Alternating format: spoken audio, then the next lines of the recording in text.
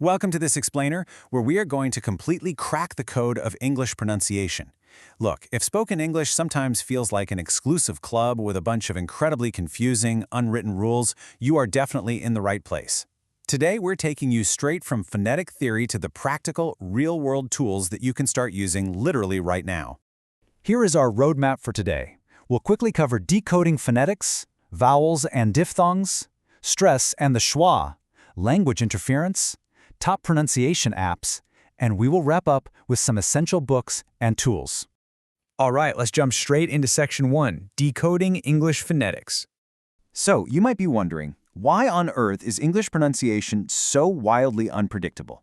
If you've ever been frustrated by this, please know you're not alone. The simple truth is, English spelling is famously non-phonetic. How a word looks on the page often has absolutely nothing to do with how it actually sounds coming out of your mouth.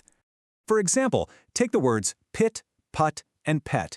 By just swapping out one tiny single vowel sound between a P and a T, we create entirely different words with totally different meanings.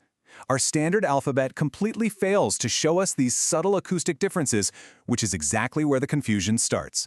Moving on to Section 2, Vowels, Diphthongs, and Consonants. To fix this spelling problem, enter the International Phonetic Alphabet, or the IPA.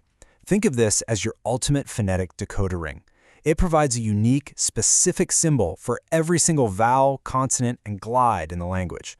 Once you learn these, crazy English spelling will honestly never trick you again.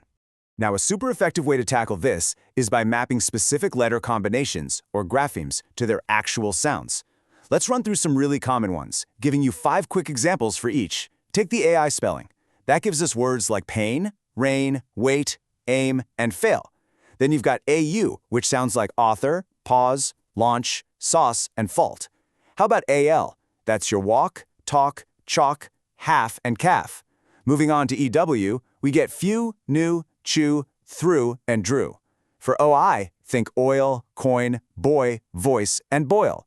And finally EE, which gives us that long E sound in feel, steal, beef, be, and keep. Honestly, tying these specific letters to memorable examples is just a powerhouse technique. All right, Section 3, Stress and the schwa. Let me introduce you to the schwa, visually represented by that little upside-down E. It is arguably the most common sound in the entire English language, showing up constantly in unstressed, weak syllables. It's that incredibly relaxed, lazy ah sound you hear right at the beginning of the word about. Knowing exactly when to use a strong, clear syllable and when to weaken a vowel all the way down to a schwa is the ultimate secret to achieving a natural speaking rhythm. For instance, in the word better, that second syllable completely relaxes into a schwa. Open isn't pronounced open, it's open. This strong, weak alternation?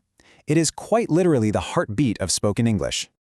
Let's move to Section 4, Native Language Interference. This quote from pronunciation expert Emma hits the nail perfectly on the head. Our brains stubbornly try to apply the phonetic rules of our mother tongue directly to English. So if you grew up speaking a perfectly logical, phonetic language like Spanish, your brain just naturally assumes English text is going to behave the exact same way. Spoiler alert, it doesn't.